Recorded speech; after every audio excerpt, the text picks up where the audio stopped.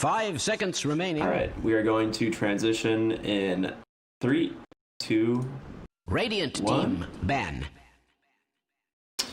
Hello everybody and welcome back to the Dota Summit 13. My name is R Cryptic. With me, a man so legendary. I hear they're still calculating his drop rate. Neff, what's up, dude? How are you, man? You know, I'm doing pretty good. Unfortunately, not at 100% today. They had me up all night last night doing some important work. You know how it is. What was this important, what's so important work? Please tell me. I've heard the rumors. Well, you see, the Pokemon Crown Tundra dropped last night, so I was up until, like 2 hours ago playing, caught some sleep. Nice, dude. Nice. Before we got here, woke up to Ricky spamming me saying, "Hey man, you ready?" Smiley face, getting kind of nervous. Not around yet. Yeah, you awake, brother? You ready to go? No, honestly, super excited to be here. It's been a lot of fun watching the Dota Summit. Obviously, we've got a great game to start us off today. CatJAMMERS versus Team Brazil. Obviously, I think a lot of people here just want to kind of jump right into the draft, and I think we're ready. How about we just check out what's happening in the actual game of Dota 2. All right, yeah, I'm excited for this one. As you know, Team Brazil was one of the few teams that took a game off of Quincy crew in BTS Pro Series 3. Yep. CatJAMMERS did come in second. They would have won. I genuinely believe that they would have won. There was some questionable plays. There was like a 80-minute game where I think HFN just didn't commit. And then you saw the I don't know what you're talking about. Never saw it. That's just I see. It's forgotten already for sure. I see. Deleted from the annals of history, I'm sure. I'm sure certain people have removed that memory from their bank. Yeah. They're still playing with the HFN, so I'm sure they've all forgotten as well. But, yeah, good times. It's rough sometimes. But they banned out Miranda first on Team Brazil. That's a little bit surprising to me. That's a Flea specialty. I think they've been running that on him more than anybody else. In Pro Series, they ran Sand King on him. Miranda and I think Tiny were the three biggest heroes for him. He really makes a lot of plays happen with these three heroes, so it's surprising to see them ban out Miranda first. 10 seconds remaining. Yeah, the Fleet Tusk though is something that we're seeing more and more, right? Like I think Tuskar has gotten a lot more love over the last couple of weeks. I know Flea is one of the better Tusks to watch for sure. So hopefully we can see some of that here today. What do you think? First pick Magnus. I hate this hero right now because it pretty much always means it's like Mag PA, remaining. Mag Faceless Void, Mag, +1 basically. It's just that's the game.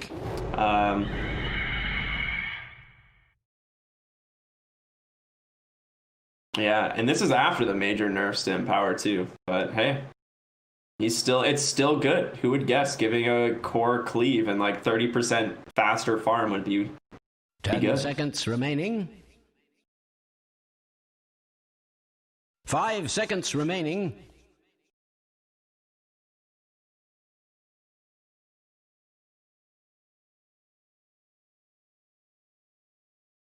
Yeah. Oh.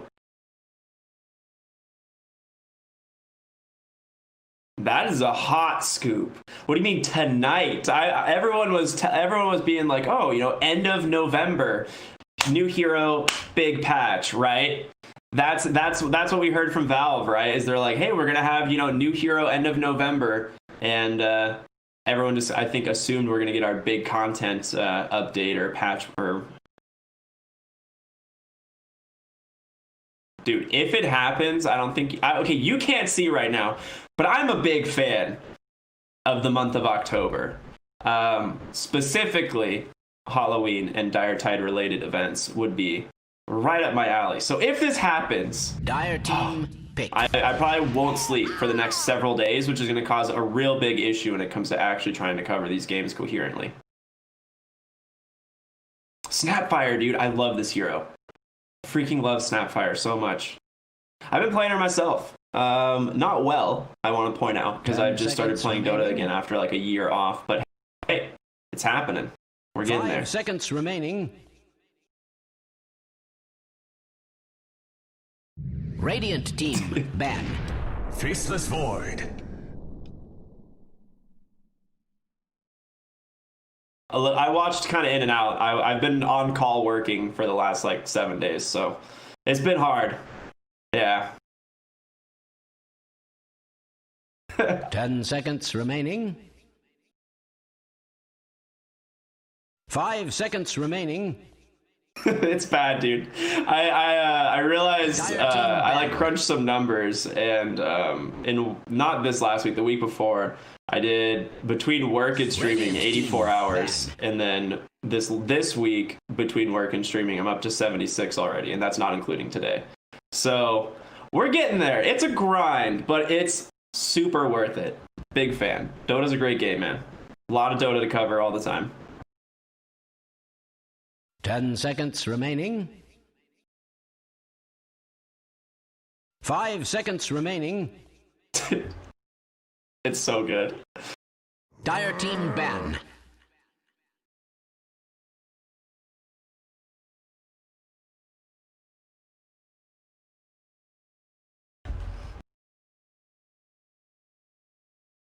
Yeah. And it's 10 seconds remaining. Make gobble up so it scales with Mortimer Kiss's level.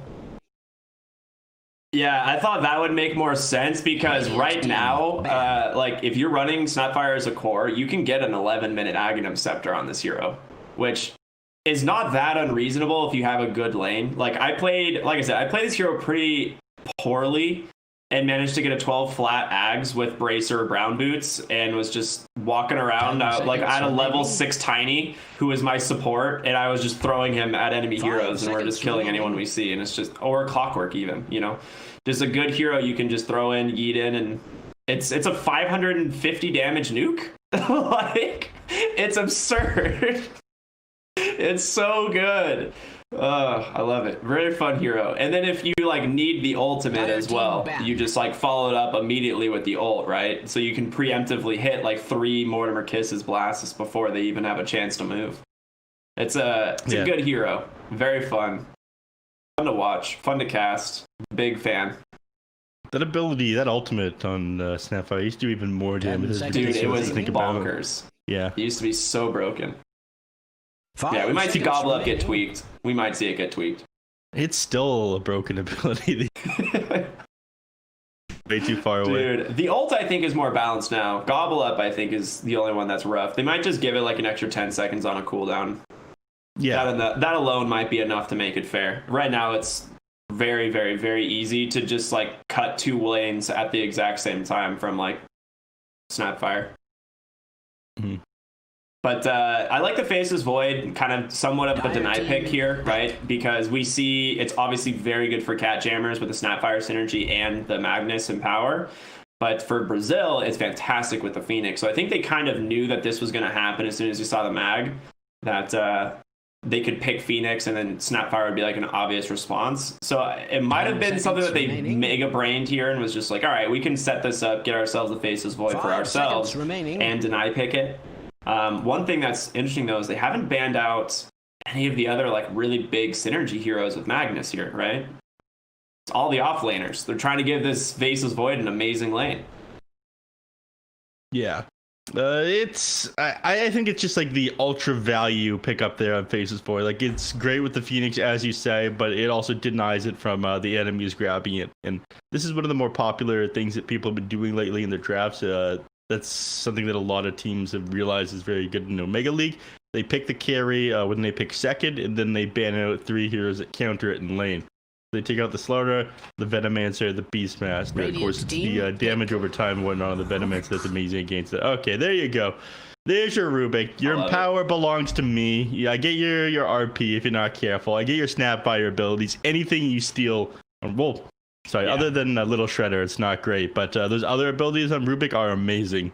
Yeah, everything so far looks really good. Telekinesis into Skewer itself is always just like an amazing combination. 5 seconds yeah, remaining. I like this pick a lot. This I thought was pretty obvious. And it's almost good enough, so I thought it might have warranted a ban, but I think right now with the meta being so core heavy, it's really hard to justify banning out like a 4-position Rubik when, you know, there's offlaners and stuff that you can also just remove from the game.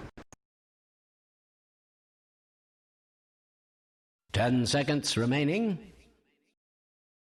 What do you think of Silencer here? 5 This is seconds always, I think, a remaining. hero that like obviously counters the Phoenix very well. You curse Phoenix and she dives and she's like, oh, well, I'll just come right back then. Don't mind me.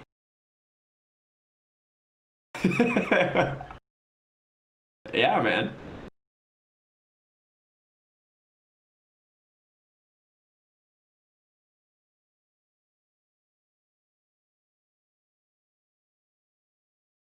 Radiant team, pick. Clockwork. I don't know. I would not know. I don't get a chance to watch much European Dota because of the time zone.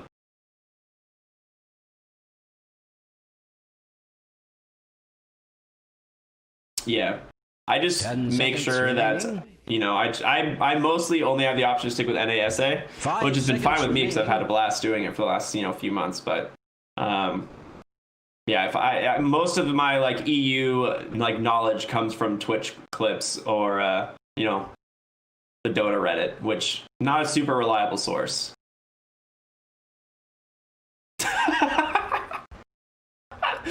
Oh, that's so good.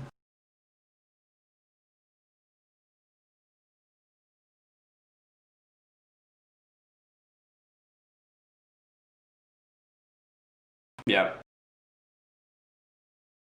Great against Snapfire. It's an easy way to cancel the Mortimer Kisses. She was Clockwork and Nyx, I think, were like the two like very good niche picks that came in to deal with the Snapfire. Obviously, you have Spike Carapace and then just Hookshot from a mile away. Very good at dealing with that, so you don't get that long duration ultimate. 10 seconds remaining. That's surprising, actually. Chaos Knight's been getting a lot of love in like 5 NA pubs seconds recently. remaining. People are picking this hero like crazy. Off lane, safe lane, mid, everything. Dire team ban. Oh, okay, that makes sense. Yeah. Arteezy spammed this thing off lane for like an entire day the other day. Arteezy. I don't know, just some NA player. He's like he's only number 2 on the leaderboard, I think. 10 seconds remaining. Yeah. 5 seconds remaining. True. The Kunkka ban I really like. One of the heroes that deals well with Magnus. Also just makes their lineup a lot tankier here, which they do need. I think Team Brazil needs somewhat of a Radiant frontliner team, here ban. from their mid lane. Dire team ban.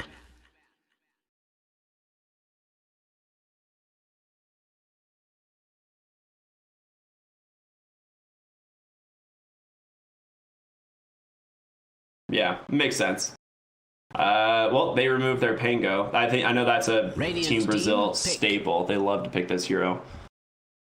And they get rid of the Ember Spirit and interesting. Yep. Okay, I think Ember would have been pretty nuts here actually. Yeah, both heroes with very long reach, of course. Yeah, long reach, Between. good disables. 10 seconds Get remaining. onto the Phoenix. Typically in the back itemized line. against Faceless Void too, which is always nice.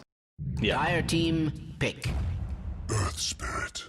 Okay, they ban out 2 of the spirits. They take what's left. I was expecting a Void there, Yeah. not an Earth Spirit. Yeah, well- I'm liking it. Okay, that's spicy. There's TA though. Oh wow, Select that your is not heroes. the tanky frontliner I imagined, and not a hero I think does well against Chaos Knight as the game goes on, if I'm not mistaken.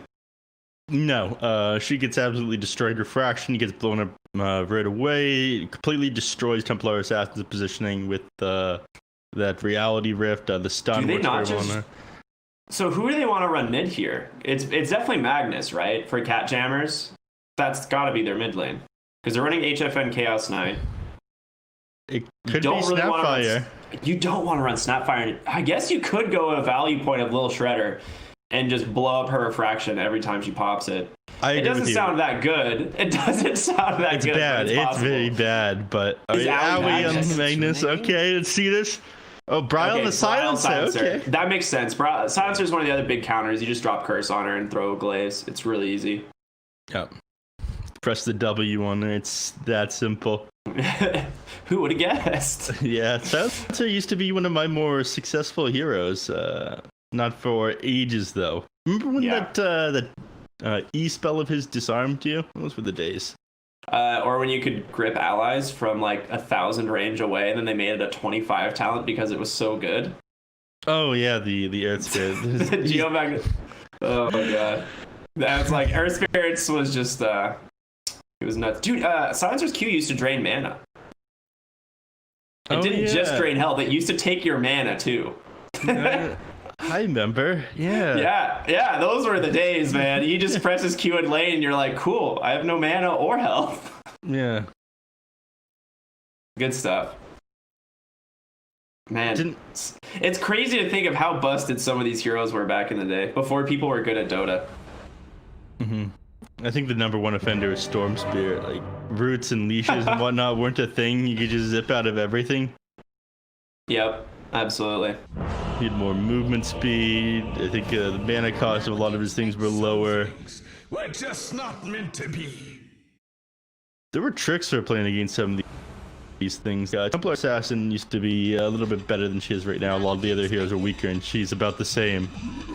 You could buy like an Orb of Venom, and it would disable Templar Assassin with Blink Dagger or whatnot. That was so good. That was so frustrating back in the day. You just buy Orb of Venom, and the hero has no lane. Yeah, I do like the Brow Silencer, though. I think this is going to be very powerful. Oh, yeah. The only thing I'm worried about is, you know, him just getting run out by the Clockwork and then bursted down by like an early Blink Dagger on Templar Assassin. He's going to be susceptible to that. But on the other hand, it makes sense because Force Staff is such a natural item that you want to pick up, and you have an excuse to get it right away in this game. It doesn't feel that bad. So you can save your allies with it as well, not just yourself. Tell me someone saw. Bunch of circles being drawn on the map. Rubik, I don't know what he's doing here. Making faces, maybe.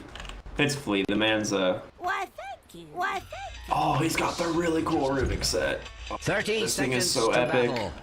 He has both of the really cool Rubik sets. Okay. Let's see, he doesn't have the pay to lose Arcana. Wait, why is it pay to lose? Because it tells you what like spell you steal, basically. It shows whether or not the spell belongs to the Rubik because it's green. Oh, gotcha. Yeah, so if you throw a macro pyre down or something like that, you know, the enemies are really, well, yeah, that's our macro pyre. When it's green, you know, they tend not to walk into it by mistake. Or so I am Yeah, that is true.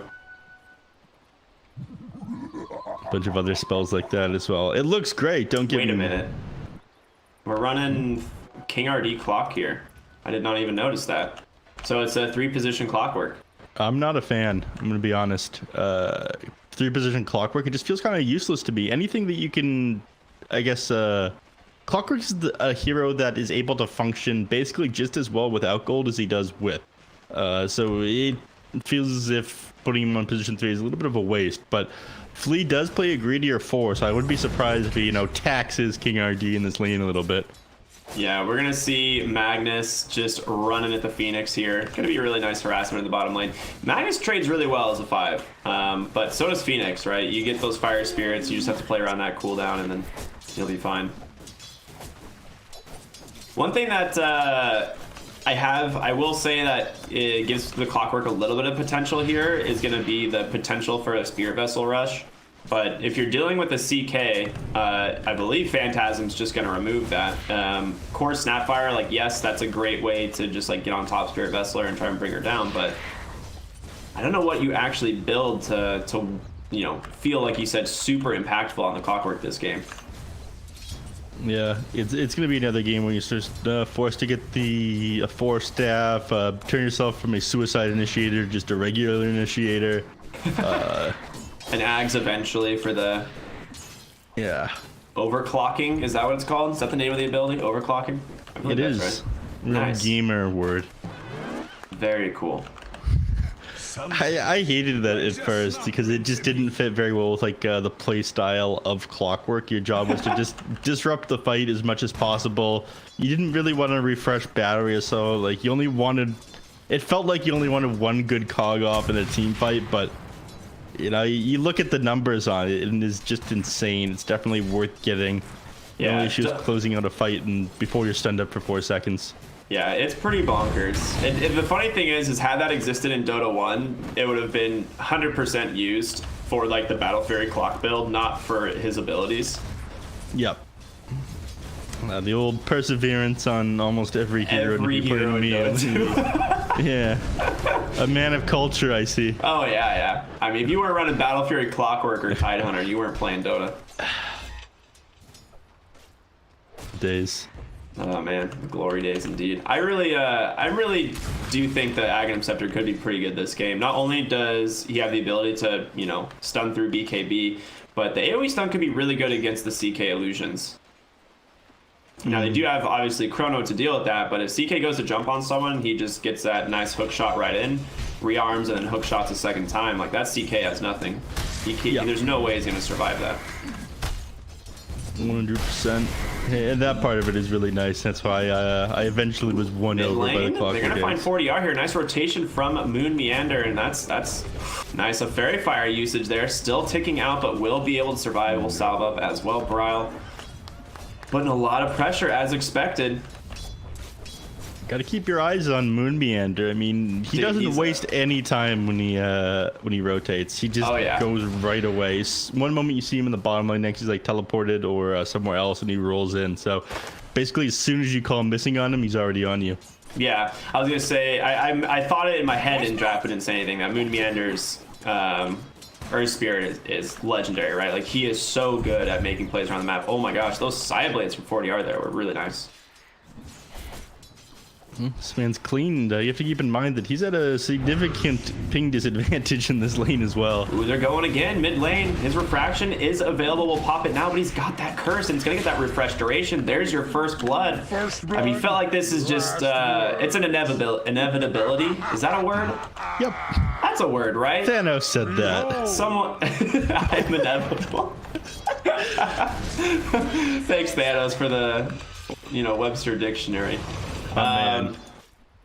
Yeah, that was I feel like that's just bound to happen eventually, right? You're dealing with Silencer as a TA. Your refraction is borderline useless, and with Moon Meander kind of lurking around from the shadows, they're gonna find that role eventually. Yep. He's not willing to give up the lane. I mean, Templar Assassins can have a pretty good time here. Has a bit of a CS advantage, but you do have more kill potential. And speaking of kill potential, Flea, he's going to go down the mid lane. Ooh, nice. I did not see him roam down. I would have assumed he was going up, but that's early 4 int now for the Silencer. We got 5-minute bounty runes spawning.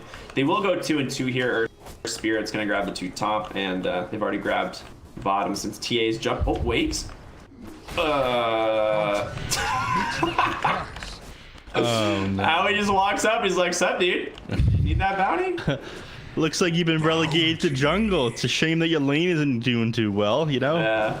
All right, well, Owie, he's got skewer. There is just a Flea Oh, what a pump fake, actually. Well played, sir. Just goes for the TP. That was nice. What a nice play by Owie there. Yeah, brain's just too big. That is, I was gonna say that'd be kind of hard for Team Brazil to deal with, just because they're ping, but Chaos Knight? He's dead. It's like Flea's here. The body blocks. This should be a kill, He's gonna steal right? this. He's stealing this. This is gonna be a classic. Yeah. Oh yeah, that's a classic Flea move. Well, it's a trade 1-for-1 on the offlaners, it seems, as Moon went top, managed to find a kill, and Snapfire gets level 6 off that too, which is pretty big. Dude, KheZu has 36 CS. What? I don't know how that happened, but he's having a good time. Look at how much pressure they're asserting on 40R right now. Like, they're just making sure he has no potential to come back into this lane. They got Moon and Owie, and now look who's here. A Haste Rune about to be bottled up by KheZu Snapfire. He just wants to get a good Mortimer Kiss off. That's really all he cares about. He's going to chase down Flea here with the help of Moon Meander. Well, 3-level Scatter Blast right to the face. He'll get it eventually. He's just gonna click him down. Okay, he can't really decide, but he's gonna get the kill eventually, right? Yeah. Yeah, there we go. Nicely done by KheZu. Just saving his points. Cookies Moon Meander away, but there's the boulder kick. 5 seconds cooldown on that rolling boulder. He's gonna be good. Snapfire can just walk away from King RD now. Mid lane, they're gonna go ahead and dive 40R here. Owie trying to get him back. Brow puts a nice curse onto Phoenix. The dive in, there's the Chrono. Phoenix gets caught, but Silencer, he's in a lot of trouble. Templar walked into it. Bryle's gonna survive for a moment. They lose the Phoenix. Mortimer Kiss is coming down. 3 seconds on that time lock. Costa Bile gonna make it up to the high ground. He's gonna be fine. And everybody disengages afterwards. It looked like a time to walk forward, but you are susceptible to this getting gone on and blown up. So nice early use of the Chronosphere there by Team Brazil, rotating all their heroes in. It would look like a pretty awkward time to me because they're not really playing around catapults or runes, but everyone's there. Yeah, it was. It kind of all started right when they TP Snap and the additional support mid lane, and you're just like, all right, I guess we're gonna fight. And if you're Team Brazil, like you have Chrono, you know, why not? Put it to good use. Yep. Net worth wise though, pretty even overall. Just about a 1k lead for the side of CatJAMMERS, and top of the chart's gonna be Kezu on the Snapfire. Makes sense based on how good this lane went for him. He's got a bottle, mana boots, bracer, just gonna rush the Aghanim Scepter next. Yep. I do want to touch base on what you were talking about earlier, them just, you know, constantly putting pressure on 4DR, shutting him down here. Stopping him from having a good early game is actually huge. I mean, if he can't make space for his Faceless Void, or if Templar Assassin doesn't get ahead in general, it feels very lackluster. It feels like they lose the game outright at like the 20-minute mark. This is a hero that needs to get ahead. Your team needs to make stacks for you, and you need to have more happen if you're not having a good lane. Yeah, I was gonna say the Faceless Void versus Chaos Knight matchup is really interesting because Faceless Void needs a lot of damage in that Chronosphere to be able to kill that Chaos Knight, and they do have Phoenix, which is pretty much their way of doing that.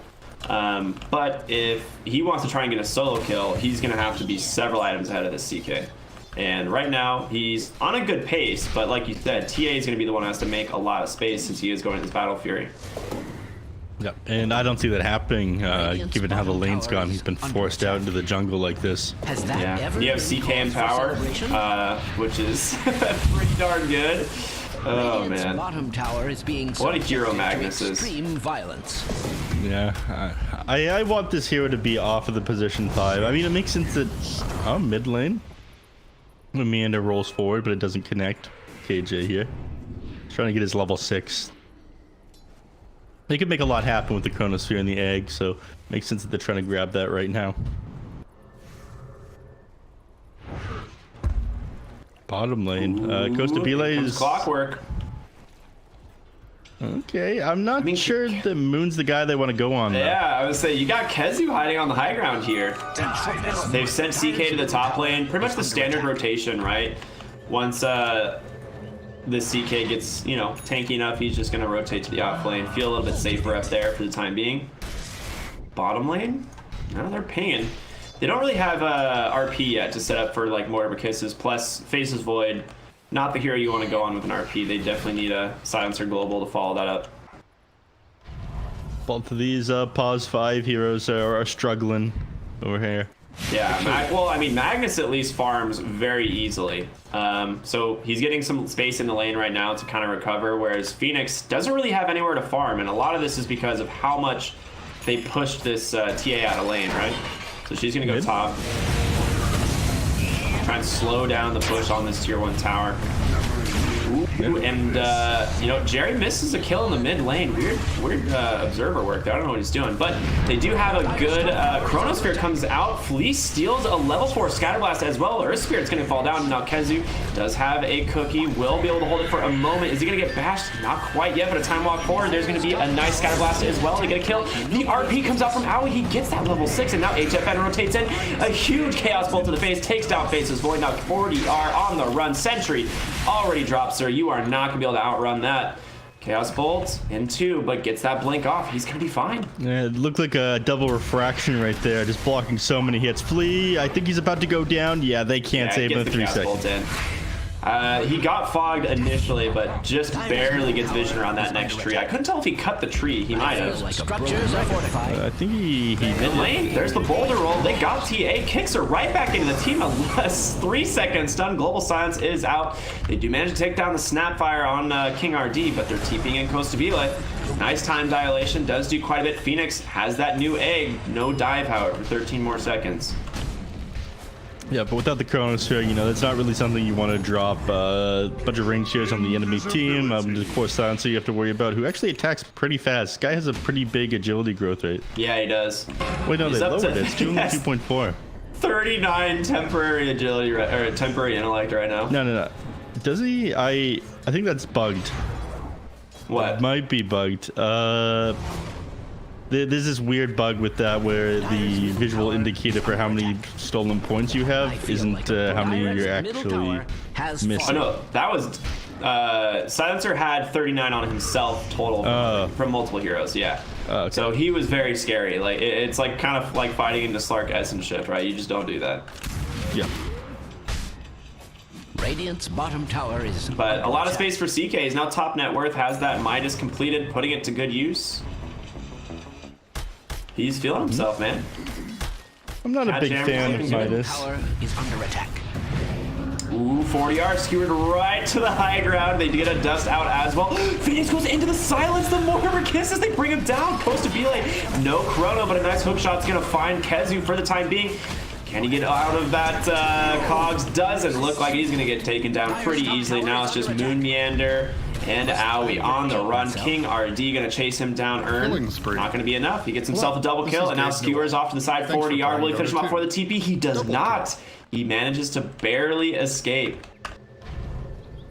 That fight could have gone so much worse for CatJAMMERS if Kezu hadn't managed to get off that Snapfire ult for so long. I feel like he got away with murder there. His team, I think, was blocking him from getting off that hook shot onto him, canceling it, right? Yeah, exactly. And it just was like, they just came right into a silence from the Earth Spirit, which was just so unlucky for them. Under attack. But on top of it, one thing that did work out really well for them is Kezu had already used the Fire Snap cookie before the hook shot, so he just got stuck in the cogs and died to battery assault, which is one of the things that makes this Clockwork so good against Snapfire. But typically it's like, oh, I'll just cookie out. But if you don't have that cookie, you don't have a Force Staff or anything, you just can't do anything. Like, this hero just dies. Yep. Which is one of the reasons why it's people still practice getting on the mid lane, but if anyone's on top of you, it feels pretty awful. Speaking of top lane, Owie, he's gonna get that blink or skewer off. He might be fine. Tower is under All attack. right, yeah. Tank's a little bit of a rotation, not too bad. There's a bunch of movement speed with the Tranks on him, so they're not able to catch him. They don't want to commit anything too big for the position 5 Magnus either. If Clockwork, goes onto him with the hook shot, suddenly he's out of position a little bit. So they saw this rotation, they immediately smoked top lane. Global Silence comes out, they're looking for the Faceless Void. RP. Okay, not committed. There it goes. Yeah. I thought he whipped it for a moment. That was a late cancel. But they get a nice kill on the Faceless Void. They commit 2 big ultimates. And they should get the tier 1 tower with this as a result, as CK is here. Does plenty of damage. Gets that Echo Saber delivered as well. Jeez, alright. He's getting very, very far ahead. That RP was not necessary. Oh yeah, not at all. Not at all. They hadn't even used the grip off Earth Spirit. Yeah. It did connect, but just barely. They got 37 nuke damage from it, but yeah, nicely done. Phantasm being used as expected to scout and farm. Just what it's for, I suppose. I mean, if you can invade the enemy camp with it, if you can clear it out before the Templar is able to farm it herself, I feel like it's worth it. The cooldown of it isn't insanely high anymore. Yeah, it's really efficient uptime. Almost 50% uptime, which is really nice. Does he have a cooldown talent? Yeah, he does. So he has the he has the level 15 cooldown reduction talent or the strength, but I think most people take strength. Yeah, you were gonna say 15%, but we messed with all of our ability. It is now a 14% cooldown reduction? Question mark. Yeah. It used to be what? Because they reduced it 20%. So what was it before? I think it was 15 or 12% before, and then they tweaked around where it sits on the things. It's hard to keep up with everything. Yeah, changelogs they're pretty nuts in Dota. Let's be real. We all know. I'm old. Boulder bottom lane doesn't connect, but he gets a silent hook shot, comes out from King RD, gonna hold him in place. Nice cookie, save Moon, and now King RD stuck in his own devices, but he's fast, man. Mortimer kisses. They're gonna come through, do a good amount of damage. That Chaos Knight Storm Bolt, Chaos Bolt, actually what it's called, does connect. Backside Flea's gonna find Moon, but doesn't actually finish the kill. Ooh, Fire Spirit's 27. Yeah, he's dead. They'll be able to chase a little bit more. They'll find Flea as well on that Rubik. They were pump faking the Chrono with the egg, but they didn't have the mana on the Phoenix. So Costa Bile was like hiding off on the side here, getting ready to time walk in, go for a Chrono, but they didn't have egg mana, so they had to call it off, which really unfortunate for the side of Brazil, because that would have been a fantastic fight for them. Yeah, that's some good communication by Brazil and team coordination, though. You know, normally in a situation like that, it's very fast-paced. You say, okay, I'm dropping the chrono, where's the egg? If there's no egg, what do you mean? Yeah, it's like, excuse me, what do you mean there's no egg? KJ gonna walk right into HFN. He should be fine here. Oh, hook shot, he misses. Okay, unfortunate for the Clockwork. Cookie's HFN out. He's gonna be on the run now. Tries to use that reality rope to gain some speed. There's gonna be the global silence. The chrono only catches Snapfire as well. Owie walks on over. RP connects onto 2. There's gonna be a nice scatter blast. The egg onto the high ground. Can they take it down in time? It's just not gonna do anything. They're gonna let it pop. The 2-man stun does catch Chaos Knight Flea with that really nice stolen reality rift, and now HFN. He's got to be able to take him down on the side. Phoenix doing what he can with that Sun Ray, but it's not going to happen. Bryle gets himself a double kill. Owie, the save and grace that team fight, and Costa Bele just slightly off the mark there. And for some reason, Flea decided to throw him further away from the chronosphere instead of into it there with that lift. It felt a little bit odd to me, but beautiful skewer into 2-man RP in that fight really saved them. Yeah. The Flea almost had a really sick play there onto the CK. He stole Reality Rift, and right as the egg was popping, he rifted the CK into the Phoenix stun, where it wouldn't have hit him beforehand, but there was just no follow-up damage there. Yeah. This man, he makes some insane plays at times. Yeah. To me, it seems like Brazil is just like 10% away from having fantastic team fights, right? Like they're right on the edge. But it just hasn't connected yet. They do have that ward scouting RD on the Clockwork there, so HFN is kind of sitting back and smart. TA's mostly recovered. Deso working towards that BKB. Pretty much standard stuff. Yeah, their GPM isn't that far behind where it should be at the moment, especially going so bad. They found Moon Meander in the mid lane. A nice cookie save there from Kazoo the Gobble. What a save. Always gonna spin it back in. Why not? Stun the boy, get that magnetized roll, and the silence does come in. Does come through, holding that Clockwork in place. Next rolling boulder is gonna be dodged there by Flea's Yules. Well played by him. A little 1-for-1 trade. Yeah, you know, there's a quick reaction there by CatJAMMERS, you know, just running back in immediately, but Flea, yeah, this guy stays woke. Not gonna let you roll onto him like that. Yeah. Dude, Gobble is such a fun ability. That was a really nice save for starters, because he was gonna get telekinesis back in, and then he not only does he save him, but then counters to kill the Clockwork, which is just so sick. Then he gets himself killed trying to look but you know, it was fine. Yeah. It was effort. Bryle, nice reality rift there from Flea. He should be able to telekinesis him right to his face as Void Mortar Kiss is coming through. There's gonna be a global silence. In comes Moon as well. Can they chain stun? He kicks him to the high ground and he's stuck there. The silence doesn't connect, but 40R just melts them on this TA, and now HFN on this CK does pop that Phantasm, does have BKB, but he's all alone, baby. Where is your team? Here comes Moon trying to offer some support. Owie rotates in as well, but there's the Chrono. Catches 2 and 40R positions perfectly for those side blades. HFN goes down. Moon Meander as well. It's a 5-man wipe for Brazil. What a sick play. We said they were 10% away, and boy, they're online now, man. They are online. It was 10% for CatJAMMERS that time. I mean, I'm not sure what the overall plan there. It looked so sick. He kicked him up onto the high ground, but he was silenced that entire time. All that did was keep your team from being able to attack him there. Yeah, it's actually kind of saved him, right? Yeah, they had no vision of him up on that high ground there. They weren't able to kill him in that the global silence duration, inside the last word duration. He was just up on the cliff, you know, safest place he could be in the team fight. Yeah. Not only did he get globaled, he got last worded as well. As soon as globaled ended, he was still silenced by last word for like an additional 2 seconds. Yeah. So he was silenced for the majority of that fight. And then somehow comes out of it ahead, and now Brazil, they've swung the net worth lead back. It was at one point almost 5K for CatJAMMERS. We'll see the graph update in a little bit, but I mean, CK is the only one really doing well on net worth right now. They go into Roche, Reality Rift, reduce its armor, Little Shredder as well. I think the enemies are going to be able to stop this, though. They have Phoenix Egg available. Yeah, big. Yeah. This is scary, man. plus TA, she's really strong. She got that BKB completed. She's ready to fight.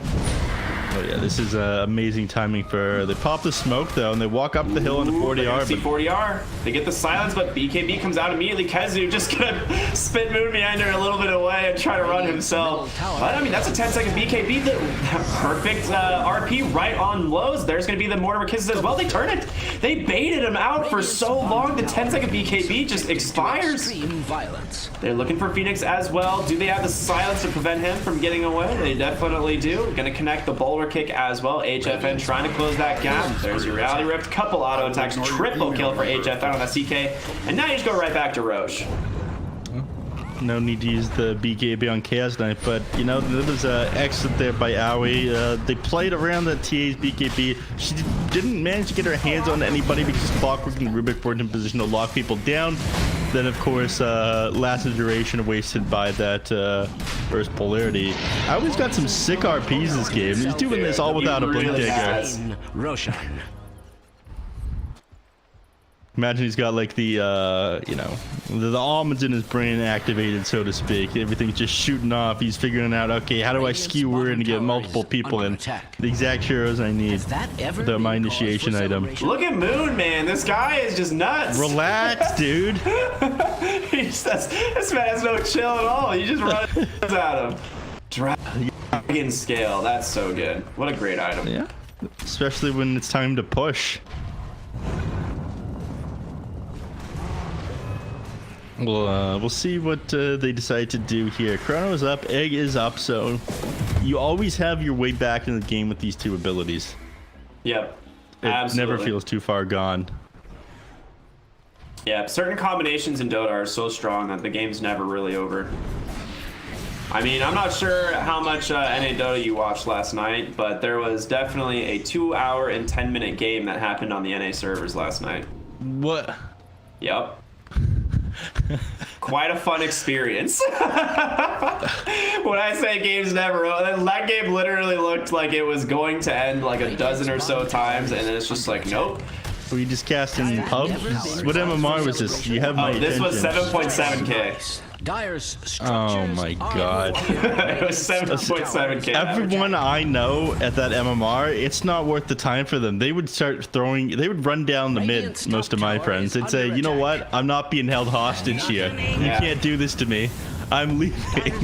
Oh, what a nice scout there. They find the Phoenix. Silence on the Marquez Bolt. Gets the 4-second high roll anyway. Costa Bile. They get him with the RP. Do they have the follow-up? He doesn't have BKB. The Manta already committed. Global Silence is out. They chuck down 2 of them. Oh, baby, Brazil. Those are the... I mean, we just talked about how good this combo is, and they just removed both of them from the game. I feel like a broken record. Mid-tier 2 tower gets opened up as well. Fortification, not fortification rather, but backdoor protection does come in at the last moment. They did rotate 3 to the top. They're gonna try and chase down Flea. Do you have that, yeah, he's TP'd out. He's gonna be fine. Is under attack. Ral should be able to finish off the tower here. Like a broken record. Yeah, it takes a lot longer than he otherwise would have wanted to. The unfortunate backdoor protection kicking in towards the end there. Now he's just healing up on Ancients. Yeah. Excellent hero. Normally the level 15 talent for Silencer is kind of a toss-up. I see a lot of people go back and forth between them, the curse damage versus the insteal. He opts for the insteal this game. He's up to 30 now. Yeah, I mean, they've got a lot of dispel on the enemy team. I imagine they'd be building Lotuses later on. I feel like it's just not going to stick, that arcane curse damage. It's excellent for disabling blink daggers and whatnot, but against a hero like TA who has the refraction, she's going to have the meld dispel at 20. That's the main hero that you're going to want to be targeting. And the Faceless Void with the Manta style, it just doesn't feel worth it. So instead, get the permanent insteal. And you'll just scale way better with your glaives. I like that. For hero. I like that a lot. Game's still fairly close, only a 3,000 gold lead for CatJAMMERS. They're doing a really good job on the side of Brazil, trying to keep these side lanes pushed out. You can see Faceless Voice just kind of been playing bottom half of the map, cutting waves. There's even a catapult at their tier 2. Dire's middle tower is under attack. And TAs, you know, working our way top. You do have CK on your high ground doing some tier 3 damage, but I don't think they're worried about that falling anytime soon. No. It's really just slow the game down a little bit for Brazil. I think they know as this game goes on, you know, they have TA, they have Faceless Void, they've got the Phoenix. They have some great synergies there. This is how I help you get better. What a good pickup there for the Dire. That's gonna be TA's TA's item for sure. You know, when you're good at the game, you just get what you need. That's what I tell people. The number one way to improve in mid lane is just to win that 50-50 at the rune. Yeah, the best way to win Dota is just be luckier than the other team sometimes. CK gets Reality Rift pierces spell immunity as opposed to the Phantasm duration, which I feel like a lot of people choose the Phantasm duration. But I guess this game against a BKB TA, you know, Faceless Void is probably eventually have to get one as well. Yeah. I mean, can you actually afford to get a BKB on the Faceless Void, actually? I don't know if you can. You can't afford any. They're gonna just hold the Clockwork in place, stun him up over and over, and with Bryle here, that damage is more than enough, and that's just a free 4 intellect for the boy. Down for 50 seconds here, unfortunately. He has a bottled DD. Silencer has a bottled DD. Oh no. It actually does a lot on him because it steals this stolen intel. Damage. Yeah. That is so insane. Yeah, everybody ganks until they realize that it scales the stolen intel. Greater Fairy Fire on the ground. Yeah, they... Orb of Destruction? Okay, is that on the Silencer? They passed the Orb of Destruction to the Silencer. It looks like Chaos Knight wants to hold on to the Greater Fairy Fire. Greater Fairy Fire is definitely better for his illusions because they're 100% damage, right? He ended up just getting like 120 damage from it instead. Rubik gets found by Moonbeam under that nice high ground ward. Going to continue that roll. The Mortimer Kiss, and it barely misses 40R. He does have BKB still, but they're just gonna... What? He doesn't get to do anything. The 4-second stun finishes him off. And Flea, he's just been held in place by Moon the whole time. Global silence on the backside. They're looking for Bryle. What? Bryle, your team is on the other side of the map. My friend, the fight is elsewhere. Moon chase. Does he have a ult? He doesn't. The boulder not going to be in time. He was close. He was very close. You catch him out there. Yeah. I think you just win if you catch him out there. That Mantip was still on cooldown. The Arcane Curse was on him. Everything was looking great there for a moment, but couldn't quite get them. It sucks that they wasted Global Silence there as well. I feel like they probably could have taken high ground with that if he didn't go down. Yeah, that was interesting. The TA, I don't think expected to get a 4-second Chaos Bolt, but it ended up happening, and oh my god! Did you see the Phoenix? Guten bye-bye. Guten bye-bye. Holy crap. Chaos Knight, dude. This hero slaps. Yeah. He's very big right now. All right, Midas the catapult, push up into the enemy high ground right now. Do they have repair kits? I don't think they do. The Dire does not. I guess Phoenix has 5 armor and Chaos Knight did double crit you for 230% damage, so that makes a lot more sense now. Yeah, I mean, he had -1 armor because he's got the Reality Rift as well. Reality Rift, yeah, minus. Jesus. Rolling around the jungle now. This is they could be in a bad spot here on Team Brazil. You want to initiate on this. Trust me, HFN. Get them. Yeah, that's what I'm wondering. Like, to me, it seems like they're in a decent spot, but HFN's just going to keep scouting with the CK Illusions, pushing mid lane as well. The thing is, they're not really on a timer at this point. They control so much of the map. They have double outposts, like they have Roche advantage, which it is available potentially in 1 second. Okay, so 2 minutes on Roche. Yep. Is what we're looking at here, and I don't know, like this looks very scary. Oh, Brazil's gonna smoke up. They're gonna go for it anyway. Guess they know they need to make a play here.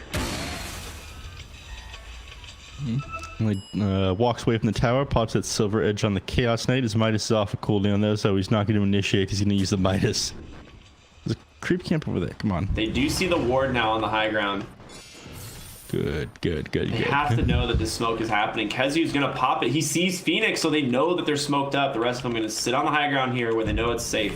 Going into this area is so hard, right? Team Brazil have no real entrance onto the high ground at this point. They have this one ward, and that is it.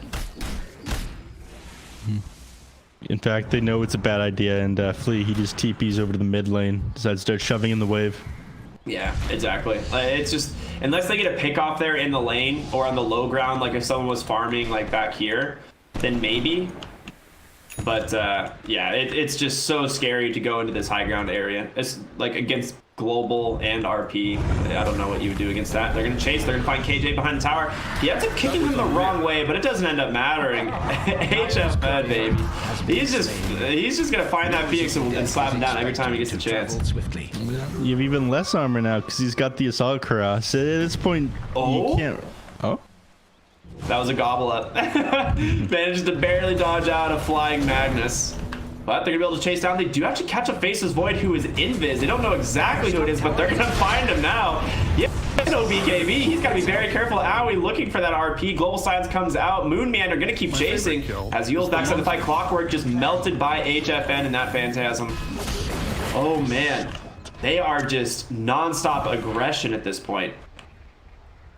Yeah, I don't think. I think the game might have just been over there if Moon Meander had realized that he had gotten on top of that Faceless Void. They committed that dust right away. I think he was a little bit confused where he was. Oh, Moon's gonna roll right on into the enemy team, smoked up. He just buys back immediately. It's not that big a deal for him. Moonangi. Moonangi. He's like, I'm here to fight. Yeah. I roll in 2,000 range away from my team. Death isn't gonna stop me. Let's go. Let's go. Gets Yules. He does have BKB. We'll have to cast it pretty much right away, but here comes Magnus. Middle tower. There's the pullback on the Reality Rift. He's going to skewer on forward. The RP, it's interrupted. The Chronosphere's out. Phoenix has egg available, but the silencer on the backside manages to interrupt him. Owie will go down before the RP comes out. TA buys back into the game. Ryle trying to survive. Four staffs up onto the high ground, and egg already in place, but Kezu Blink Dagger with that little shredder takes it down. No problem at all. The patience from this man. Gets a cookie, gonna be able to stun up that Faceless Void. Coast to be like, he can't escape, goes down as well. Now 40R getting just tunneled by the CK. A godlike spree. GG is called, and CatJAMMERS jam their way to a first game victory of the day. Beautiful last team fight there by CatJAMMERS. I'm not sure if you saw exactly just how amazing Brile positioning was in that last fight. He managed to get the last word off onto the Phoenix inside that Chronosphere just before he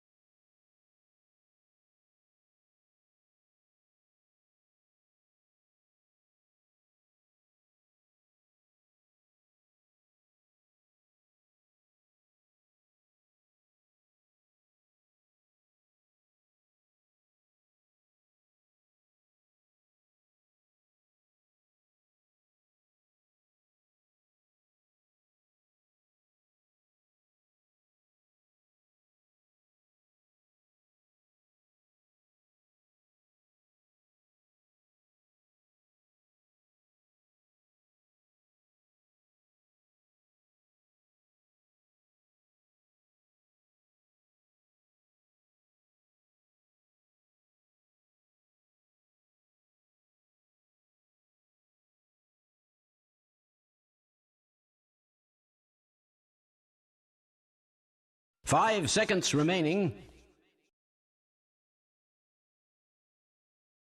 Dire team ban. Calma aí, meu celular tá uma merda, velho. Ai.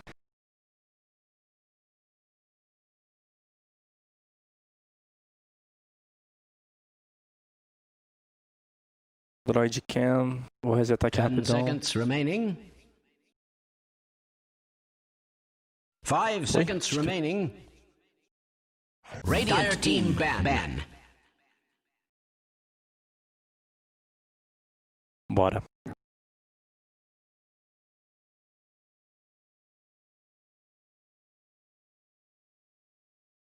Olá, jovens, muitíssimo boa tarde. Não, boa noite já, hein? Brasil, 5 minutos, horário de Brasília, estamos de volta.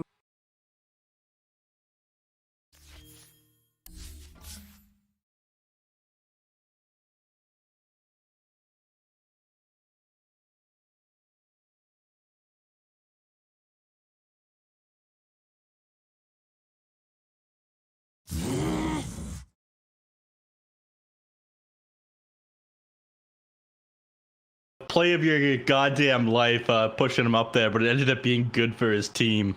Yeah, But, and then they come back, set up a fantastic chrono, and your whole team gets wiped. You know, it ended up being a 5-for-1, favoring Team Brazil out of nowhere. But every other fight just fell short for them. 5 seconds They just had all the cards, you know, on the side of CatJAMMERS. Everything they did felt really smooth.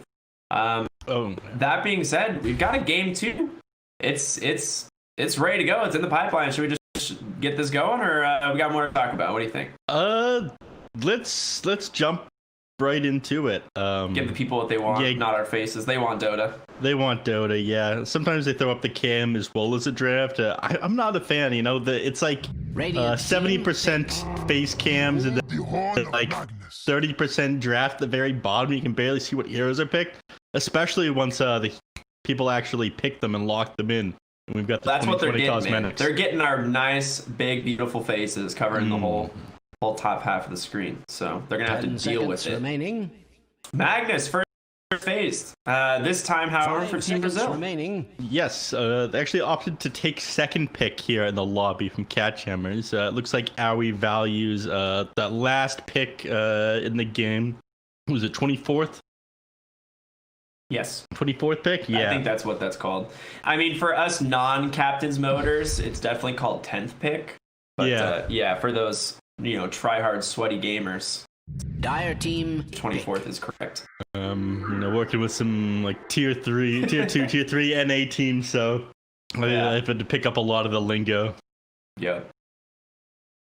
They don't need me right now, though. They're doing just fine without me. I've spent the last couple of days casting. I'm going to lose my job. Snapfire picked up next year. It combos very well with the Magnus. Of course, being able to yeet the Magnus in and then follow up with an RP always feels very nice.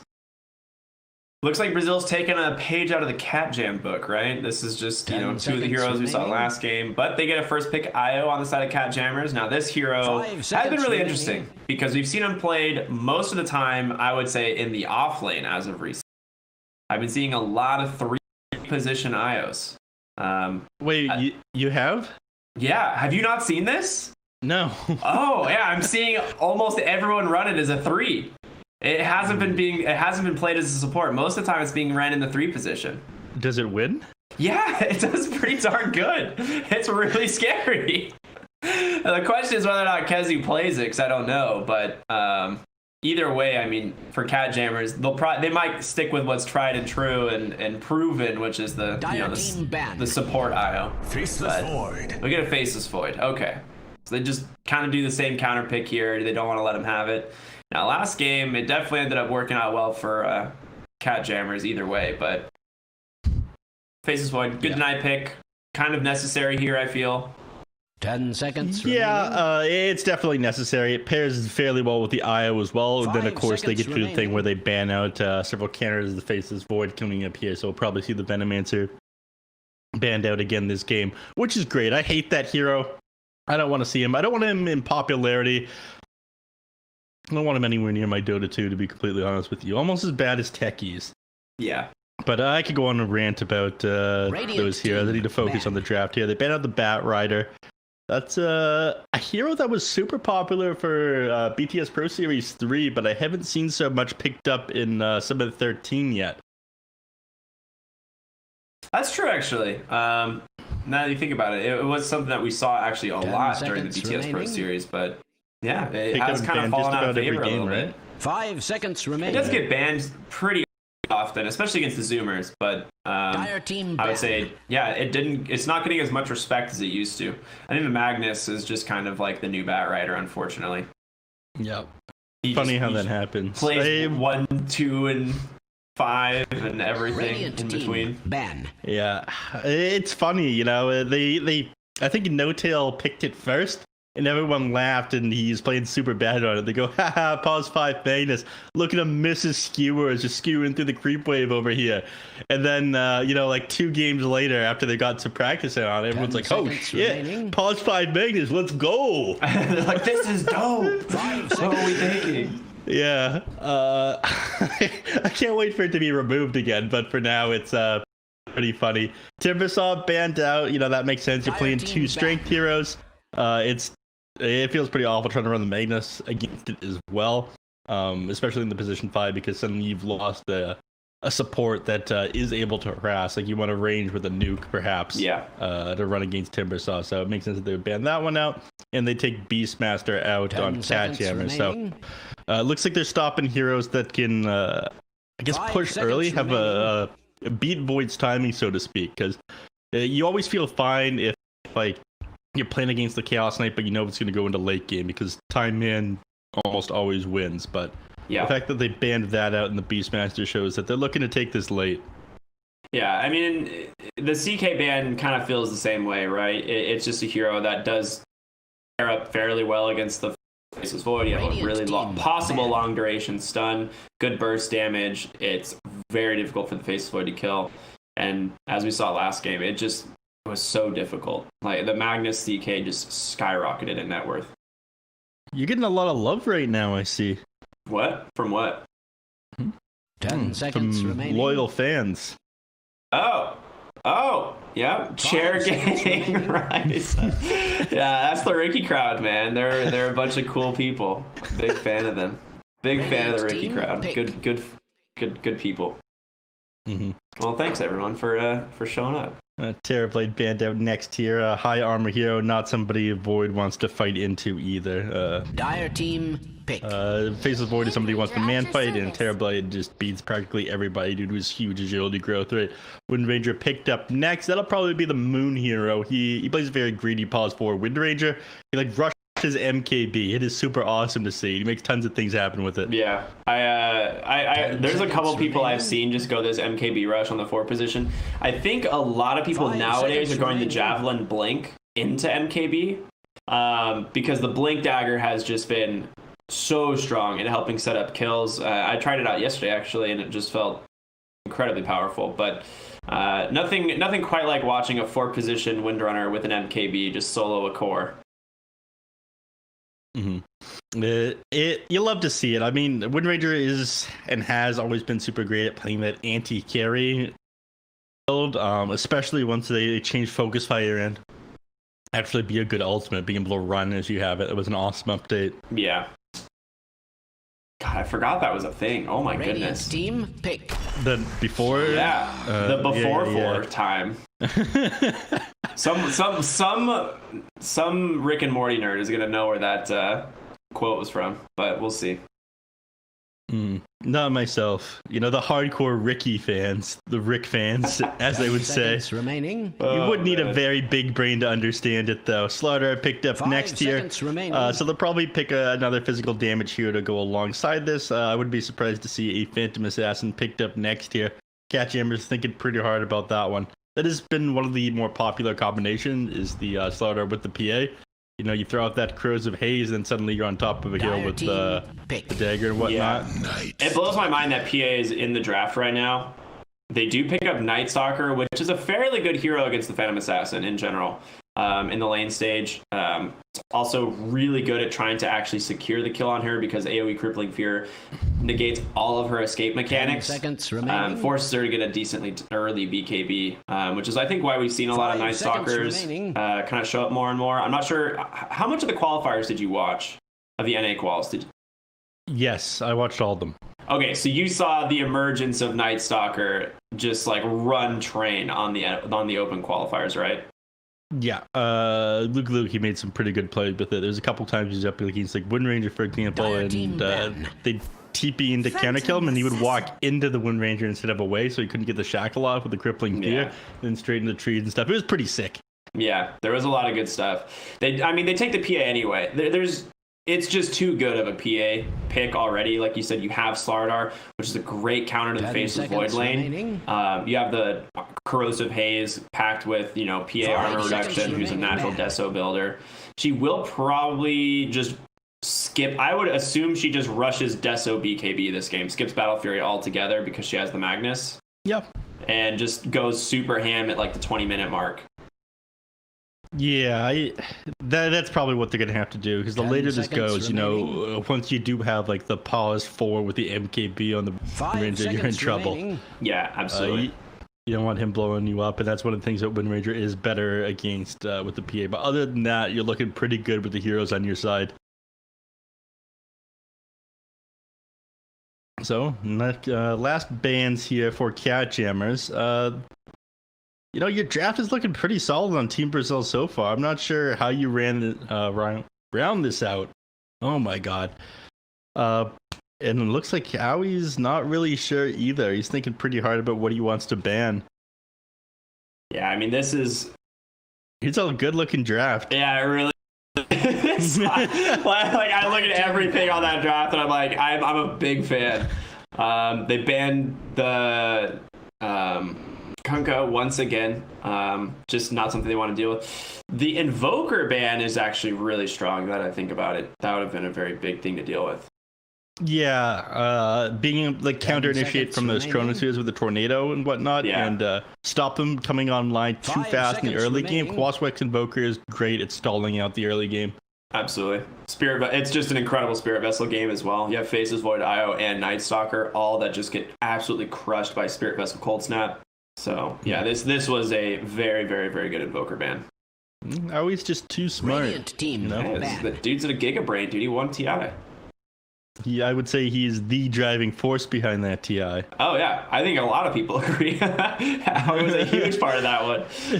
Oh, man. They banned the Ember Spirit again. So, similar bans as last time. Pick. Void Spirit, the last ban. So, there's at least one big Spirit boy still in the draft. Radiant team, pick. Pugna. Ooh, Pugna. I talked about how undervalued this hero is. I've been saying that for like weeks. I've been saying it for weeks. This hero is so undervalued. This hero, I cast a lot of pubs, and this hero stomps pubs in the support or core position. Like, this hero is really good. In organized Dota, we haven't seen it as much, but I think there's a lot of potential for Pugna. And right now, it's a great save for Chronosphere. It's a great save against Night Stalker. You have amazing tower push now. Like, this hero is solid through and through. This hero is solid. Yeah. I was playing a lot of pubs recently. I go on my bend every so often. I played with 14 games in a row a couple nights ago. I lost my first, I think, 8 of my solo rank games. And then I deranked, and in a certain point, I'm like, yeah, okay, I'm done. Pause 5, Pugna it is. I'm not having a big enough impact. And I just started popping off with, like, saves and damage. Yo, do you see where IO's going? Just quick question. Have you seen it yet? Oh, no. Oh, it's going to be the 4 IO. I really wanted it to be a core IO, but we're going to see Bryle on in the Windy this game. That's fine. It'll be really nice. It'll be really good, the game. The Windrunner into 40 hours Pugna. I'm not super sure how that matchup plays out. I think Power Shot is a pretty good way to deep push the lane, but Pugna's just going to constantly run at your tower. Yeah. He's going to run your tower. He is going to be amazing save every time Faceless Void tries to go on somebody inside the Chronosphere. It's going to save people from like Shackled Focus Fire. It's going to keep people's mana down. It's amazing. It's undying the team fights as well, even though they last picked that one. But I'm surprised to see Aoi pick the Undying. He normally picks a little bit more active, or I guess impactful late game heroes on his pause 5. Undying definitely falls off a little bit. It's a Dubu special though, and he is the coach for the team. Yeah, absolutely. I was running that yesterday. Definitely excited either way for this one. This should be a lot of fun. We've got well, I mean, Mag PA. I look back at Mag PA and I wonder, how do you lose with Mag PA? I look at this entire Team Brazil draft and I think that it's just too good. Right? They solved Dota. It's not a strategy game, everybody. It's a puzzle, and Team Brazil has put the pieces together. Yeah, this is really good. The Undying can do a lot of work here. I mean, it absolutely crushes the Phantom Assassin early on. If they can actually get active is the thing. CatJAMMERS right now, they do have a fairly active lineup besides the Faceless Void, but he can still make rotations with the Chronosphere. The big thing is, can this Night Stalker, Io, Undying, Windy make enough space to shut down this PA early? I think that's going to be a huge deal, because if PA has a great lane and then has a Magnus as well, I don't know where you go on the side of CatJAMMERS here. Yeah, I'd say, yeah, and that comes down to, I guess, mid lane. Dota's a crazy butterfly effect game.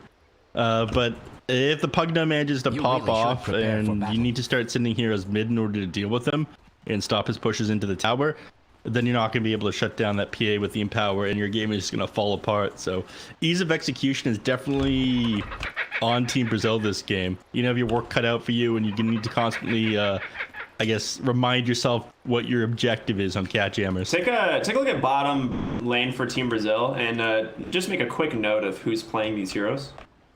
Oh, okay. Yeah, right. A little bit of this is not what I expected, to be honest, but it kind of makes sense. Slardar into the PA lane.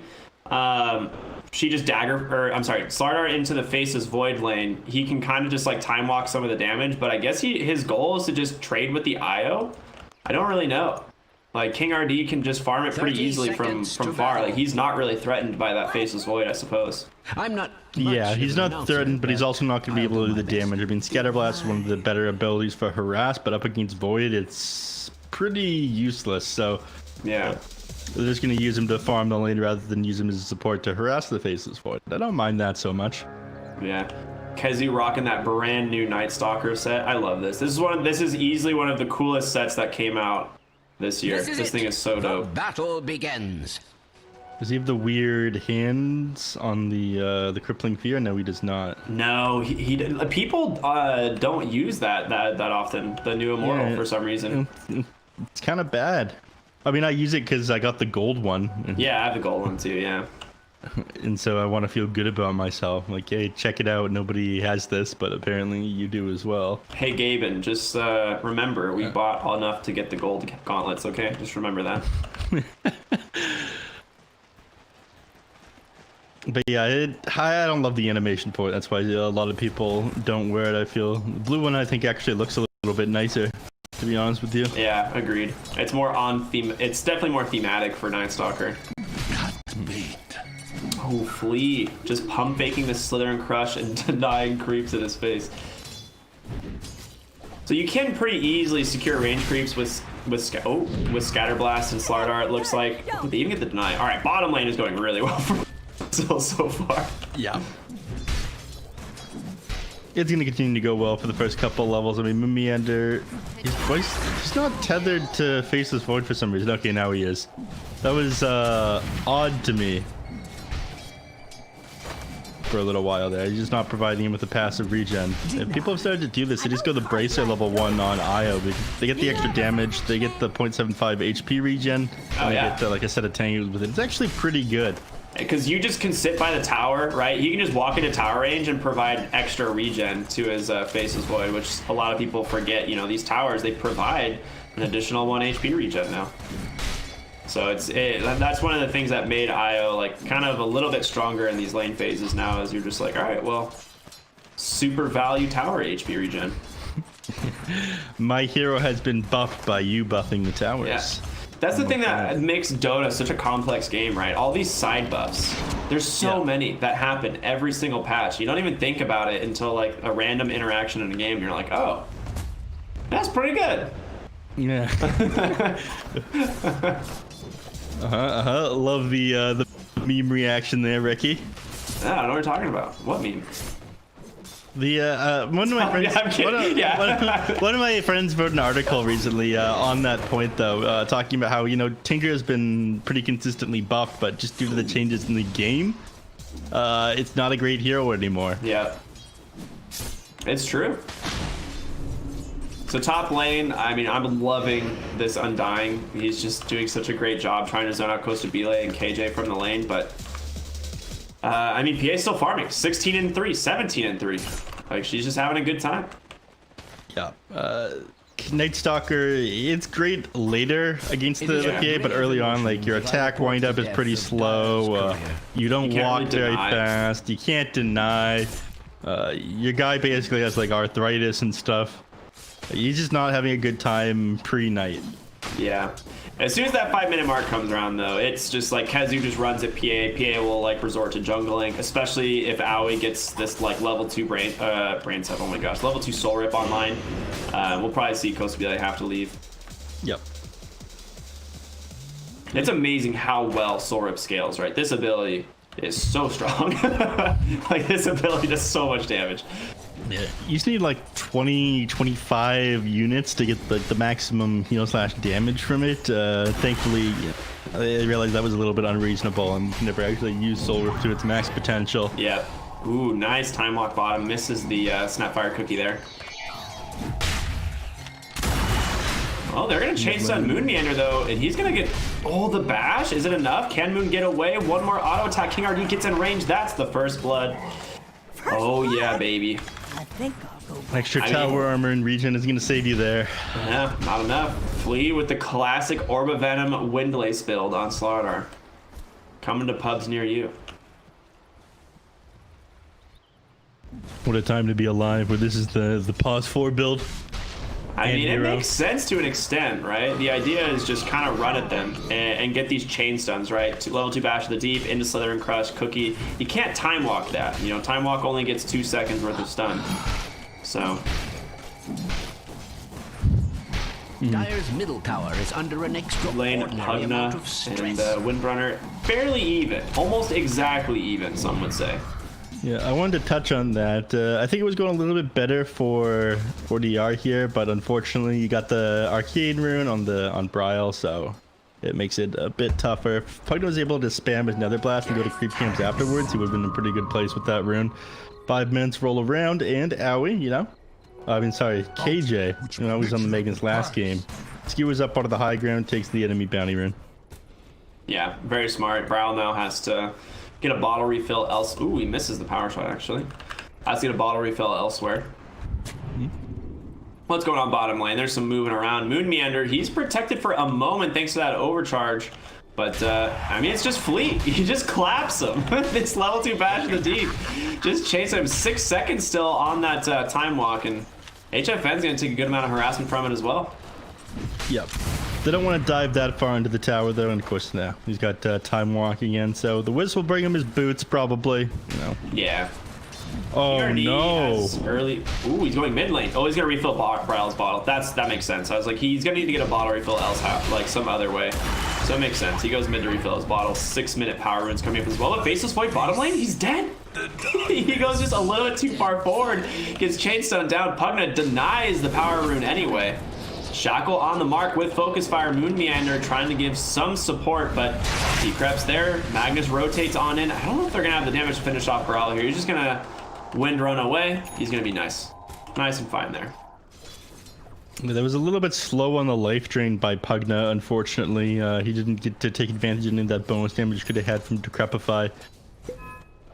No, I don't think he was sure whether or not KJ was going to be able to assist him there. Slowed down the Wind Ranger enough. This bottom lane makes more and more sense to me the more I think about it, because Slardar, speaking of real quick, Aoi just dies top lane to that level 6 PA, that new crit coming online. But I would say Slardar counters Faceless Void no matter what, whether he's core or support in the lane, right? All he has to do is just click these people. And so if you offer, you know, a bunch of extra burst damage and stun from the Snapfire, it kind of makes sense. Yep. 200 IQ play, just click them. Yeah, right? It's just click them. Why not?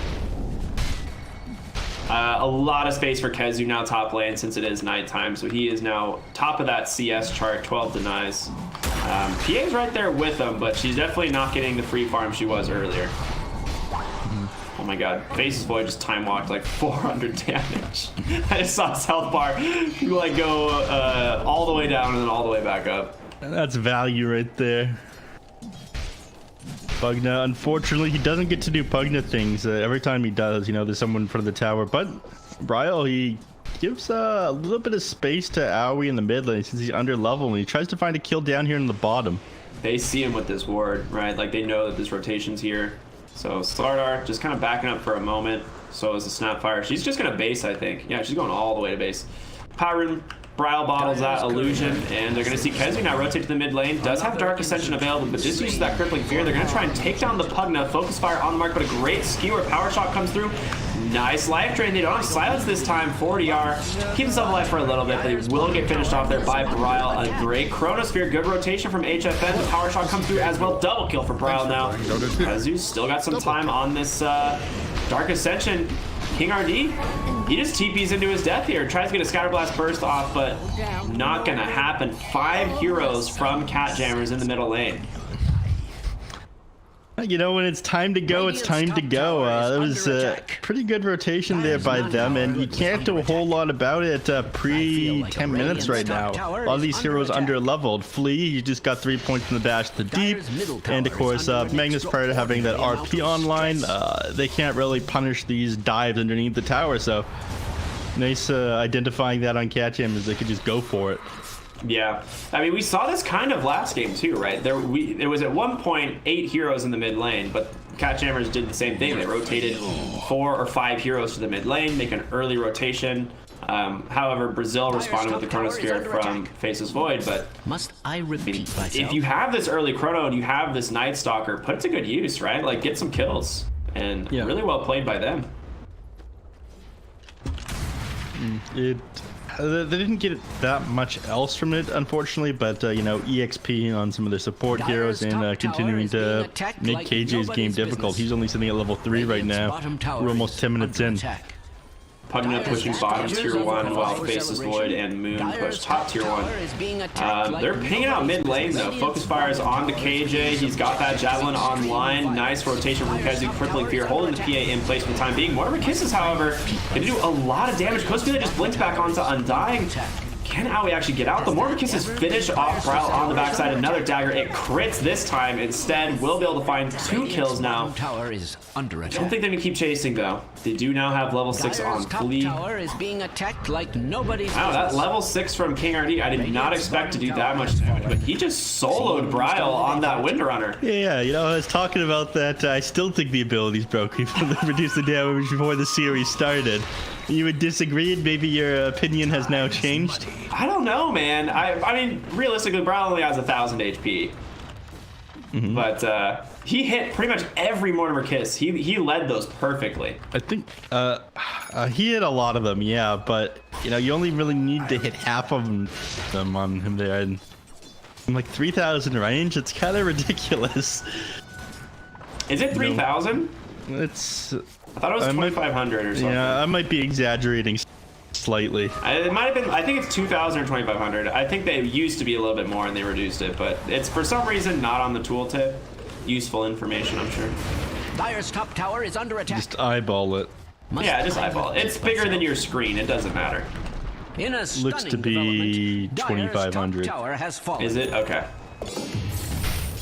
So they do manage to get top tower eventually. HFN and Moon Meander are up there. Been working on that for a little while. They're doing a good job at protecting the mid-tier tower here on the side of CatJAMMERS, though. Yeah, both these people seem to be rotating heroes in to protect the mid tower. It gives you so much information, so much control over the map. I mean, every time you see the lane shove in and the enemies aren't there protecting it, if you get that tower in the early game, you know that they're up to something. It's very easy to telegraph their movements. And speaking of movements being telegraphed, in the King RD. They found him. Crippling Fear is out. Power Shot. He did get up to the high ground, so it's just Night Stalker's damage, but boy, is it enough. That is Night Stalker for you. That Dark Ascension is no joke. He's got that early earn. I'm assuming it's going to be a Spirit Vessel this game eventually. Yep. I'm less of a fan of the early Spirit Vessel than I was, just because they nerfed the aura and whatnot on it. Ooh, he keeps up drums instead. Okay, that's fine. Spirit Vessel is just really good against, you know, heroes like Pugna. But you are only dealing with like Slardar and Magnus on the support position, so it's not that essential. They do lose Io there. He's just like hanging around in the jungle, walks into 4 heroes from Team Brazil. That'll happen. It happens, man. Life comes at you fast. HFN back to the jungle, you know, farming up with this Midas. I'm not big on Midas builds, but this game it seems to be working. He's just minding his own business. Yeah, I mean, he's not keeping up pace with the Phantom Assassin, and she did rush the Desolator. So this is exactly what I expected, right? You got your own Empower buff. Just get a Deso and start killing people. And boy, is she ready to start killing with Flea's Corrosive Haze. They see Moon. He's going to walk right into him. Southern Crush is available, but he hasn't connected quite yet. A nice power shot comes out on the backside with those Mormicans. Coast Belay will find his first kill. Chronosphere, however, put him in a really awkward position. The life drain coming in from 40R, but it's not enough. The power shot just bursts him down, and now Brazil have gone in just a little bit too deep. Braille going to chase down 40R with that focus fire. Huge RP does catch 2. A lot of burst damage coming out, but HFN's going to time walk it all. And now Magnus just gonna try and pull them away. He's like, hey guys, I'm food, kill me, let my team go. You can have me instead, please. Take me instead. Oh, the burst damage. That is a big shotgun coming out from King RD there. I mean, this Pugna's doing work, man. We said it was a great Pugna pick, and it's looking pretty spicy so far. This was a relocate in, so he's going to be safe. But speaking of not being safe, that is the Undying, the Corrosive Aim, the Deso Dagger. Oh, my goodness. Yeah, this is the big 20-minute eventual. They're going for this 20-minute timing on PA, exactly like you talked about. Get the Deso, get the BKB, and just run at people. They slowed down 40R's game a little bit, though. I mean, this is an easy Roche, too, right? If they want to. Oh, yeah, Corrosive Haze Deso? Corrosive Haze Deso? Like, isn't this thing dead in, like, 12 seconds? There it is. Here we go. They're taking it fast. They gotta know what they're doing. They need to react right away. They don't have time to group up and smoke. You need to start throwing out power shots into that pit. It's gonna be dead before they get close enough. They have Dark Ascension, and that's like their scouting tool. They actually don't even know it's Roshan. Oh no. They don't even realize that it was Roshan. They were just looking for the runes. Brazil sneaks it right under their nose. Kezu pops that Dark Ascension now on the front line, trying to find these heroes. Costa Belay has a blink Phantom Strike in 1 second, but a Crippling Fear once again cookies him forward. There's your defensive decrep, and that's exactly what we're talking about. It's a great safety. 2-man shackle though. It's right on the money. Costa Belay does have that Aegis blink strikes in. A decent amount of damage coming from the Mortimer Kisses, but it doesn't really do all that much. Yeah, beautiful on the retreat shackle now, dude. That Braille's shackles this game have been really nice. Yeah, and that allowed them to burn the Aegis out. They did manage to get the XP and gold from Roshan, but not much else. So they did react pretty nicely there from CatJAMMERS. You love to see it. Roshan always favors Team Brazil this game, right? So getting, you know, a level 2 Roshan, you know, up sooner is always better. Yeah, that is true. Not supposed to make points that I don't think of, Ricky. That's not in the script. Well, I mean, they don't take they take it faster. Their team fight around the Roche pit is abysmally worse than CatJAMMERS. But thank you. If they get an opportunity, they just destroy that Roshan so fast. We on the Undying, kept alive by Moon there. He's hard to bring down. Oh, look at that heal. Beautiful. Amplified even more by the Wisp. Right.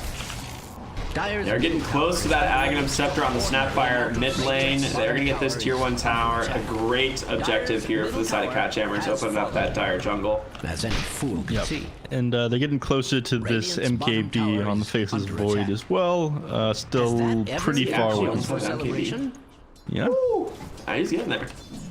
It's just Midas MKB. That's the build, I'm sure. I mean, it's great. MKB can proc on those bashes, man. Yep. Then there's Phantom Assassin's going for the BKB right away. Yeah, I mean, this is definitely the way to go this game. You absolutely need it. Getting the ring You of have to be able to not... You have to be able to not rely on Pugnut. Jesus, what is this sentence I'm trying to say here? You need a BKB so you don't have to rely on Decret, basically, right? To get away from Just tell everybody you talk for a living. You know,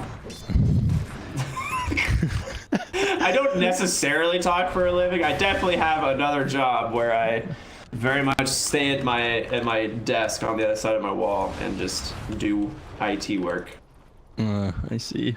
A lot of what I do is talking for both of my job. I tell people what to do. Nice. I'm sure people love being told what to do by you. Dyer's top tower is Yes. being Not, that's not a Kappa thing at all. That's like a serious, like, people look forward to it every day. It's this kid telling me what to do. Jesus Christ. I repeat myself. Alright, they get the Ags on the Snapfire, they smoke up. I mean, this is a free blink for your Magnus, for your Slardar, whatever you want to call it. They just got to find a hero, but look at where the Radiant's positioned. All inside the Dire jungle. The Dire have no vision up here, so they kind of just have to face check it and hope for the best. They get a ward down, but maybe we'll go and see those sentries not deny them quite yet, because don't want to risk it. Yep. I mean, you're happy not taking this fight right now on Team Brazil. Oh, get out of there, Costa Bile. Yeah, makes a sprint away. The VTuber hyperventilating, I heard from you there. Oh, yeah. Are you making the switch? To what? To VTubing? What is that? What? Oh, nothing. Never mind. What? What are these words? Enemy jungle. Oh, Mortimer Kiss sends him on in. Ow, he skewered all the way back. I mean, he is in no man's land right now.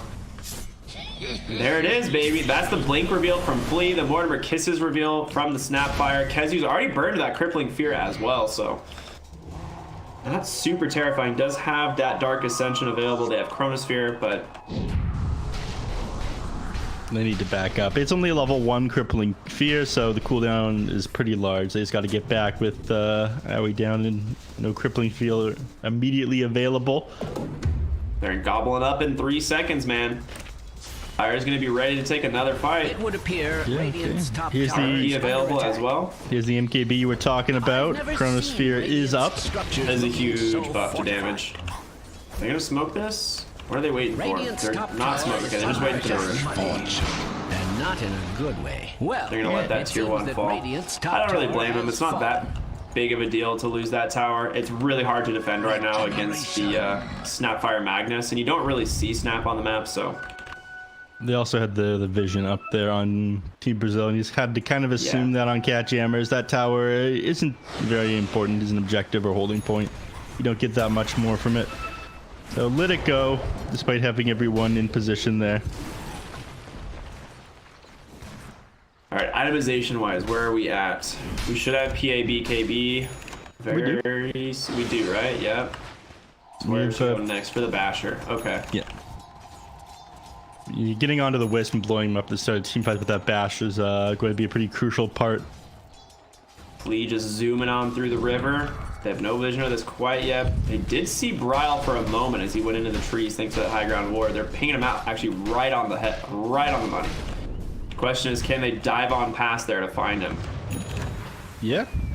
Oh, Sorry, they're gonna I throw just him in. noticed that Magnus doesn't find a Bryle. He's like, where'd all those trees go? Has to run away now. Has a BKB available. Nice shackle, but the RP comes out. A nice relocate comes out from Moon, and a massive chrono catching all 3. King RD. Oh, baby, he is just doing nothing now on the backside. Kezu just going to chase him down close to his BKB, has just put him on the run, but Bryle's focus fire is enough to finish it off, and now King RD will go down to HFN and Moon Meander here. A massive blunder for Team Brazil. What a sick save from Moon, dude. That was so nice. That was one of the most beautiful turns and executions in a team fight I've seen in a while. I mean, relocates him just outside the chrono with everyone grouped up on top of the Wind Ranger, them expending so many abilities, the Shackle coming out and delaying the stun on the Slardar. It was so beautiful. Yeah, that was incredible. And then PA's like BKB doesn't really get put to good use because she comes out of chrono with like 30% HP, pops a BKB, and tries to just run. Right, but you're against a Focus Fire Windrunner who just doesn't care. Flea is just playing with fire right now. He just does not care. He's running him down. He wants he's revenge. running him down. This man. Blink on forward from the Pugna. He drops that Nether Ward, looking for the Face of Void. He has already time walked, but there's no follow-up damage quite yet. Does have a Slithering Crush. Good high ground Tombstone there to try and slow down this chase. And with no sentry wards available, they're not going to be able to get vision of it, so they walk away. Moon has that mech now after that fight. Going to go for that Ghost Scepter, which makes a lot of sense this game. He had nothing before that. Warmer Kiss, who's he spitting out? Well, he saw it coming. Defend just time walks to the lower ground. They're posturing very far forward right now. It feels like they shouldn't be this far forward, though. Even before they died a couple of times in that last team fight, I'm not sure they should have this positioning, but I think maybe they're a little bit tilted with just like how amazing CatJAMMERS played that last fight, you know? The game should be easy, and that made it so much harder for them. Roshan number 2, it's up. Fairly quick spawn. And like we said, I mean, if they get the moment to actually tunnel down the Roshan, it falls very quickly. So Aegis and Cheese going to go their way as, unfortunately for CatJAMMERS, they're all on the wrong side of the map. Get that Dark Ascension off. Cheese in the Roche Pit still, but they're out. And they got everything they wanted. Kaz is continuing to pursue, though. It looks like he really wants it. The team is behind him. Chronosphere up in another couple of seconds here, so they are able to take a fight. No pleasure. Nice high ground ward here to give themselves a decent defensive position. And there's just a blink for the Corrosive Haze. I like this a lot, just so you can have eyes on this Night Stalker. Yep. I was told yesterday or 2 days ago that not for Corrosive Haze, but apparently for Spectral Dagger, it shares vision of the hero shares vision with you when you use it on them. So when you use it on a Night Stalker, you just get flying vision. Wait, what? Yeah. Is that a bug? Oh, blink forward. They stun up Face Void, but a little bit off on the timing. They try to just throw in Magnus with that gobble, but is under attack. Not gonna happen. Watch this. This is the fucking play. CatJAMMERS are about to completely destroy Team Brazil the moment they walk forward here. All right, never mind. They don't commit. I was so hype and ready for what you were about to show me, but apparently it's not gonna happen. They don't want to. They don't want to go into the Faces Void Chrono underneath the tier 2. That's pretty. Oh, they might. They're thinking about it. I thought that they would think that's an easy kill on the Wisp, and then they would all get destroyed by the Chrono. But you know, they're not that stupid, thankfully. Bottom lane, Brile is gonna get this. Free shackle onto the Magnus. Focus Fire is there. He should have the damage, and he does. A nice little kill. And they also found a Slardar. Spirit Vessel put to good use. Power shot from Brile gets himself a quick double kill. Well played, sir. Set their eyes here on Costa Bile, but he's not having it. He runs all the way back. Doesn't want to give Kazu the opportunity. Brile is going to be very farmed here as he just gets that MKB as well. So now this Focus Fire damage is about to go up by quite a bit. Oh, they just gobble up, send that PA onto that Faceless Void. They're going to go ahead and relocate on over. Owie, somewhat close as well, but they get a bash onto the Faceless Void. He time walks that off. Kezu going to pop that Dark Ascension. King RD takes down that Tombstone, but you've lost your PA to start the fight, and there's still a Chronosphere. He goes for the BKB, blinks onto the backside. There's the Chrono onto 2. Do they have the Focus Fire damage actually to finish off the PA, though? The BKB protecting her for the time being. Shackle does finally expire, but there's the RP. It catches them both. There's nothing left, though. King RD just sends his body in as a sacrifice. Kezu just blinks on forward. Spirit Vessel onto 4DR. Can they finish off this Pugna? Nice blink stun comes out from Flea. Costa Bile on the backside. Will he finish off Moon? He grabs the kill. Now Costa Bile has to be very careful. Nice blink strike back to Flea. Shackle once again on the money. Is under attack.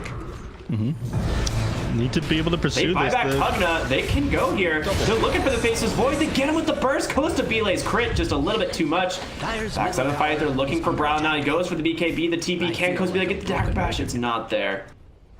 What would have you said if that dagger bashed Braille there? You know, easy game to be honest. Easy clap. He definitely primed the bash, right? That's what you would say. Yeah. When you're a gamer like this, but things turned on their head there. It's looking awful. CatJAMMERS, they're just outplaying Team Brazil in these team fights so hard, but you did go a little bit too far forward there. And you went too forward here. Potentially flee here on the Slardar, going a little bit too far forward. They send PA back in, pops that BKB. Can he bring down Kezu? It's not going to happen. He's just too tanky. The mech heal as well. He looks for Braille now, bashes him up, but he pops that wind run now. What's Belay? Pops that cheese, tries to blink away. Going to still look for that Night Stalker who's just so far in the back. That was a massive crit gobble up. Not going to be used. Saving 40 R for the time being. Shackle catches Magnus, and the Dire will just TP out. Like you said, it seems like they're going a little bit too ham here on Brazil. No, but just one. You know, I think it's just one team and the other both going a little bit too far. Nobody really knowing how to hold back, I feel. Yeah. But this PA, it's frustrating right now if you're on Team Brazil, because that was the 20-minute time before when they took that really bad fight at top lane. That was when they were at like their strongest point. They had completed BKBs. They had items they needed. The Wind Ranger didn't have the MKB at that point. It should have gone great, but you just got played and the game became so much harder. Just one bad team fight made you miss that 20-minute timing. Yeah, now you have like this Windrunner who scales incredibly well, pretty much the whole game. And PA is not a hero that like really wants to buy an MKB, but you feel like she's gonna absolutely need it. Oh my gosh, HFN. Goes to Belay, I don't think was happy about that one. No. Immediately blinked back. What are you doing throwing me forward like this? Void has Chronosphere, they have 2 MKBs completed. Don't you ever gobble me up again. Unless it's to save him. I mean, last fight, there was a really nice gobble up save there to get Pugna out. It allowed him to refresh his blink timer, and he just blinks out immediately when gobble ended, which was kind of nice. Dire's bottom tower is under attack. Some really good items dropping here for both teams. Greater Fairy Fire, Dire's pretty decent. Slain. Sorry, for PA, but a Titan Sliver obviously is going to be just... Oh, she is going to take the Greater Fairy Fire, so who takes the Titan Sliver? Dire's bottom tower is... I mean, she definitely wants Spider Legs on Snapfire. Like, absolutely, it's way too strong. You need that movement speed. Dire's bottom Titan Sliver becomes a lot less worth it because you're not dealing with heavy magic damage, and the status resistance isn't that useful against the Faceless Void. The Chronosphere is just going to sit in place onto you. These are all really valid points now. Thank you. You are welcome, sir. PA's Courier died with her Abyssal Blade. So 2 minutes and 30 seconds before that's going to show up. It feels bad. That's a pretty important item. So PA has her level 20, picks up the 3 armor corruption, which is pretty normal. HFN's getting close to his, and so is Braille on this Windrunner. I guess it comes down to how quickly does Roche respawn. If it respawns while the Courier is dead with the Abyssal Blade on it, I think you're very happy with CatJAMMERS. Alarmist. Oh yeah, absolutely. Dire's bottom tower is still a minute away from even the potential to respawn, but we'll see. Sorry, Here he going for a blink dagger now. Flea, what has he got queued up? All right, Solar Crest. He's getting close actually on the Slardar. He's really farmed on the Slardar, I just realized, compared to all of the other supports. He was having a really bad game earlier. He was still sitting at level 11 at like 20 minutes in the game, and then he managed to survive the last couple of team fights, so we got more levels under his belt. But before, it was just like the first point in Corrosive Haze, and the armor reduction from that was starting to feel a little bit underwhelming. But 14 now, well on his way to the minus 20 armor, which will make the game very easy for Phantom Assassin. Yeah, did you know for some reason Dota Plus recommends the -3 Slither or the -4 Slytherin Crush cooldown at 25 instead of Undispellable Corrosive Haze? Huh. I got absolutely debated because I was like mid-fight and it lit up and I was like, yeah, of course it's gonna obviously recommend the Undispellable Corrosive Haze, and I clicked it and I was like, well, I guess I'm buying an Aghanim Scepter now. You need to do the low brain play. Just don't level your abilities up mid-fight like me. Yeah. The 20 IQ play, so to speak.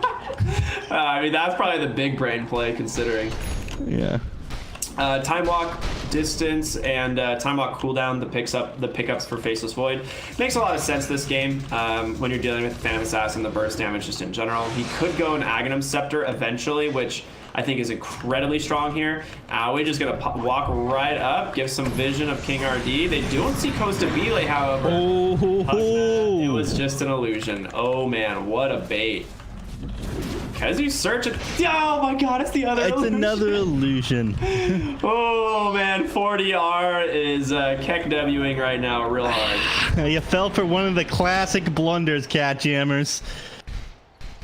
Now, you know, with the ultimate on cooldown, Dark Ascension, Roshan just respawned. It's Refresher Shard. He's inside the pit now. They smoked. We have our Abyssal Blade arriving right now. This it is daytime for Brazil. This is so huge. Stress. Flea checks the pit. He knows it's up. His smoke did pop though, so he knows someone's on the backside of the Roche pit there. Yeah. They gotta make something happen right now. It doesn't get better than this. Dark Ascension is still on cooldown. It's daytime for another couple minutes here. You just had your Abyssal Blade arrive. Oh, he's actually got Divine Rapier queued up. On PA? Yeah. I mean, it is True Strike at the end of the day. I was like, you don't really want to build an MKB on this hero, but Divine Rapier is True Strike. So it's kind of a good way to deal with it. Is Roche invisible on your screen? Is what? Roche invisible? Yeah. No, absolutely not. This is very spooky. Spooky. It's Halloween themed Roshan, dude. It's coming in that update, you know? He's gonna get a pumpkin head and everything. Now, what do they do? They give him his jack-o'-lantern candy pail, right? That he can carry around? Isn't that what he gets? It's like on my screen. Just screen cap that, brother. Oh, yeah. This is my version of Dota 2 right now. Oh, I can't look at it.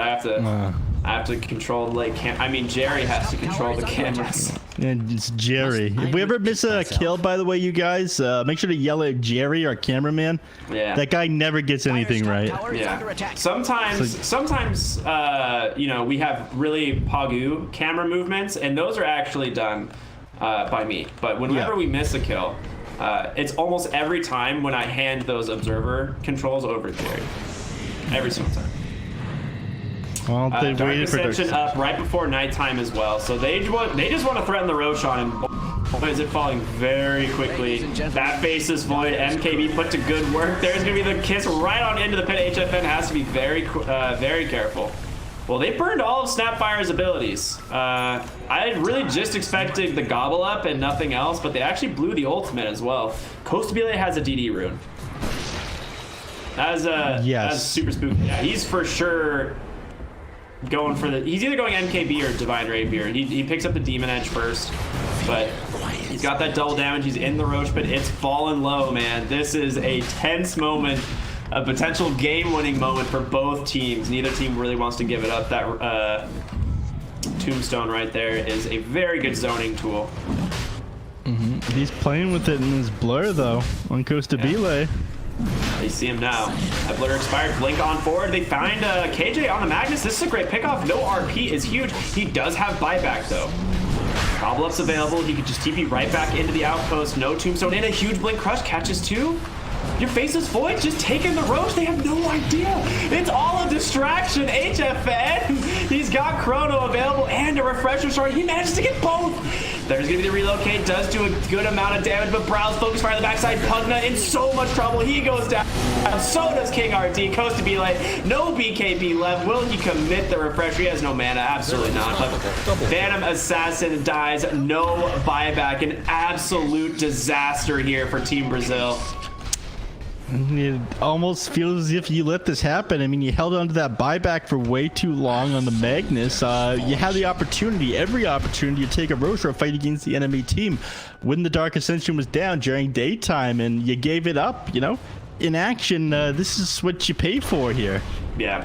They buy back Magnus and Pugna here. A big fight, obviously, for CatJAMMERS to get Aegis Cheese and the Refresher Shard on a Faceless Void, which, I mean, that's just so good. I mean, 2 Chronos now is just going to be so difficult to deal with. Dire's middle tower has Moon's gonna need to give him some mana, though. Yeah. But he's got no mana restoration items of his own. I mean, for now, they're pretty happy going for the tower. Oh, the Mortar Kiss to the backside. Nice gobble up, set up Moon Meander. That Ghost Scepter is not going to save you from all that magic damage. Another blink forward, a stun. They get the Faceless Void. He's getting shredded. They go ahead and get that first kill. They've got RP. He still has RP, but PA is dead. You can't commit without the PA. Fleet will survive thanks to that life drain from the Pugna. What a setup there from King RD. I didn't expect it to go on to Moon.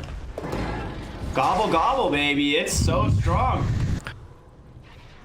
They saw the opportunity and they just went for it, and you know, thank God they did. I feel like if they continue to wait for some of these things, if Chrono comes off a cooldown again and they still have Aegis, they just lose the game. They need to be proactive right now. They actually put a ninja gear on Pugna, which I love because Pugna is so fast with ninja gear, and you just stay smoked on the back line, just life draining people. They did go back for the Titan Sliver for the PA. I guess just a little bit of magic resistance and status resistance is worth it for her, so she is going to go for that. Still has the Divine Rapier queued up. I think they might have to wait. Ooh, Spell Prism. I mean, that's an incredible item for Snapfire, but also the Magnus. It's a good item in general, I feel. Yeah, I mean, you definitely put it on Snapfire, right? 20% cooldown reduction for Gobble Up. Oh yeah, baby. Oh yeah. You can even put it on PA. Faster Blade Strikes, Phantom, Daggers, BKB and Abyssal Blade come off a cooldown quicker as well. Yeah. Keep that in mind. Yeah, that is like the item that there's not a single game you're upset about it dropping. You know, some jungle items are like, God, I wish we had different jungle items. I don't think there's ever been a game of Dota where someone's like, man, can't believe we got a Spell Prism. Yeah. You know? It's just always so good. All stats, cooldown reduction, mana regen. It is literally everything a hero wants. What does a hero truly need? It's a Spell Prism. Extreme violence. And that ability, sir. He's cleared an entire creep wave with Gobble Up and Yeah, Spit Gobble Out. Up, it's a one-shot on creep waves from 2500 range. That's why I said, like, this hero can clear 2 creep waves at once. You just go over to one, Scatterblast, Cookie one, and then just Gobble Up and shoot to the other lane. Illusionary Cape found for them as well, and a Flicker. 40-minute bounties are about to spawn. Nightstalker does have an illusion up on the high ground here, ends up pushing them outside of the ever been cause for celebration? bounty runes. Fountain, which my matriarch would proud. Okay, is Kosti still going? And he's still got the Divine Rape. He buys it. Oh, baby. He bought it. It's on Courier. Does he lock or does he combine right away? Oh, he combines. Oh, please lock it, Costa Pele. What are you doing? This is spooky time. Okay, I'm excited. This is what everyone wants to see. A Divine Rapier PA critting for 3000 damage. I mean, True Strike is incredibly strong in this game. It really is. Nightstalker. Does Crippling Fear still offer miss? It doesn't, right? No, it doesn't. Okay. That would be... It used to offer mischance. That was like however many patches ago. But Windrunner, he needs to have the True Strike for to be able to bring down that Bra Windy. And now that you have Abyssal Divine Rapier, I mean, you just get there's no surviving that. If he finds it, you die. Yeah, you need to start on this Wind Ranger. He is way too much of a problem. He has a Lincoln Sphere though, so he's able to keep the PA somewhat off of him. They just smoke up on the high ground here, and again, that double Faceless Void Chrono is available. They still have that Refresher Shard. Oh, they send the illusion out there, but they know it's illusion. They're smoked up. They're not gonna fall for it again. Not this time, sir. I think, yeah, Brial, I think he saw the Divine Rapier there. I mean, that's the bad part about Ascension's this. out. Kezu's in. Who's he going to find? Looks for 40R. He does have an Aeon Disc, though. Spirit Vessel and Dust on the mark. He is going to get purged. Post of Belay has to find someone. It looks like they just want to disengage. They want no part of this. They're just going to let 40R die, maybe. Oh, it misses completely. He has a second, though. So who cares? They're going to find P8. That's the Divine Rapier. Oh, my gosh. Shaq. He didn't attack a single unit with the Divine Rapier. They try to reinitiate, but oh boy. That is real rough. Faceless Voids, Divine Rapier can do some serious work. There's going to be an RP, but it doesn't really matter. Brazil is just getting running over. That's the GG. CatJAMMERS win it 2-0. Always lock your Divine Rapier, but my god, was that insane. You dodge the Chronosphere with the Blink Strike only to die to a Shackle Shot while you still your